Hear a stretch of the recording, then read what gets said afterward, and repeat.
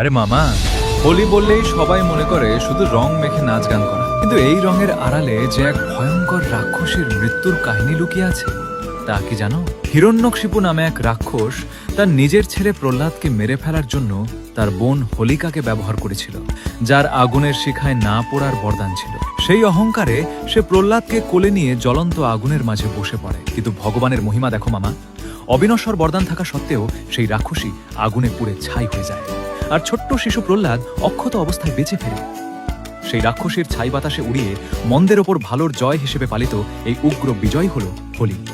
আর এরপরেই ভগবান নৃসিংহদেব হিরণ্যকশিপুর পেট চিরে তাকে বধ করেন।